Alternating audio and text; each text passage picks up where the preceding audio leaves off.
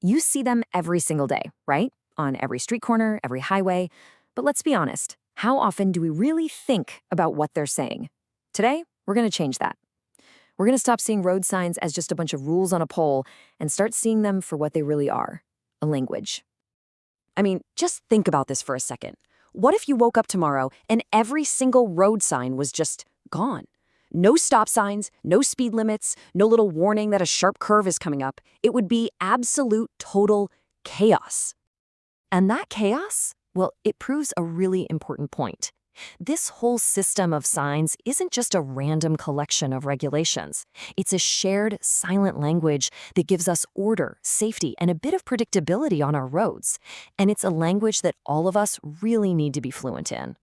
So like any language, this one has its own grammar, a visual grammar, actually. It's what allows you to understand the basic gist of a sign in a split second, even if you're way down the road. And it all boils down to two really simple things: shape and color. Think of this slide as our Rosetta Stone for road signs. Seriously, before you even read a single word or figure out the symbol, the shape and color are already telling you what kind of message you're about to get. That red octagon, it screams stop, universally. A yellow diamond is always a warning.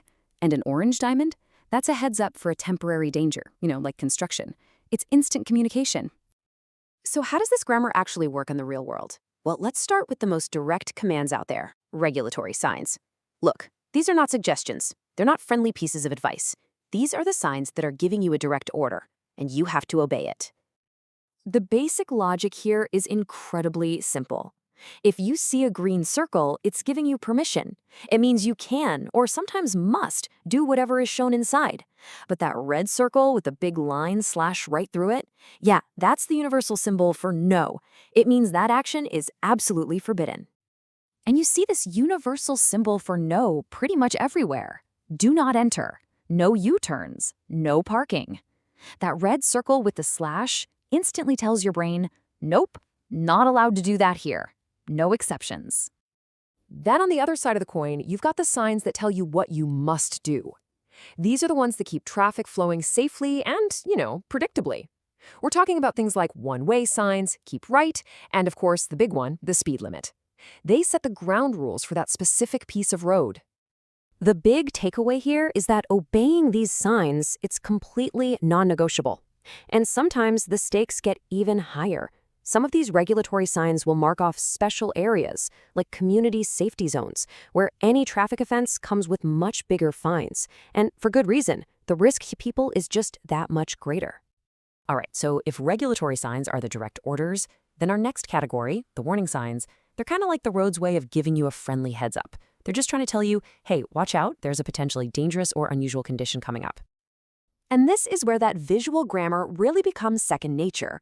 As soon as your brain even registers that yellow diamond shape, it should trigger an immediate response. Pay attention. Something is about to change. The process for you as a driver is super simple, and it should be almost automatic. So step 1, you notice the shape and color, that yellow diamond. Step 2, you quickly identify the symbol inside to figure out the specific hazard. And then step 3, you adjust your driving. Maybe you slow down, you're a bit more cautious, but you're prepared for what's coming. A lot of these warnings are about the physical road itself. They're letting you know that the road's about to curve really sharply, or the pavement narrows, or that the divided highway is about to end.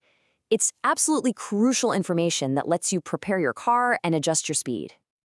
Other warnings are telling you about things you're approaching that really demand your attention. I mean, a sign that says stop sign ahead is incredibly useful when you're on a high-speed road, right? It gives you plenty of time to slow down safely. And the same goes for traffic lights, railway crossings, or those hidden school bus stops. But what about warnings for things that aren't permanent? Well, that's where a different color comes into play. These signs use the same attention-grabbing diamond shape, but they're bright orange. That color tells you the hazard is temporary. This is what you see for road work, detours, or lane closures. Orange basically means drive with extra caution. Okay, so we've covered the orders and the warnings, but what about just getting from point A to point B? That's where our last major category comes in, information and direction signs. These guys are your guides on the road. And once again, color coding is your best friend here. It lets you instantly categorize the information you're getting.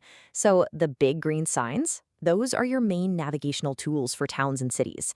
Blue signs are kind of like a concierge, pointing you toward essential services like a hospital or an airport. And the brown signs? They're your guide to recreation, leading you to parks and other attractions. It's a really simple system designed to be understood in a flash while you're focused on driving. So, when you put all of these different pieces together, the regulations, the warnings, the information, you actually stop just following signs. You start reading the road. You become a fluent driver, someone who actually understands the language that's unfolding right in front of you. Ultimately, it all comes down to this really simple formula.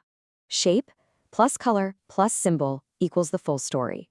Mastering this little combo lets you process vital information quickly, confidently, and most importantly, safely. Now, this visual vocabulary also has a few other unique words that you absolutely have to know. There's the unmistakable X shape for a railway crossing, the five-sided fluorescent yellow-green sign that tells you you're in a school zone, and, of course, that orange triangle with a red border on the back of a tractor telling you it's a slow-moving vehicle. Each one is a critical piece of communication. So, I'll leave you with this final thought. The next time you get behind the wheel, try to be really conscious of this language. Don't just see the signs. Try to read them. Ask yourself, what is the road trying to tell me right now? So, on your next drive, what new conversations are you going to have with the road?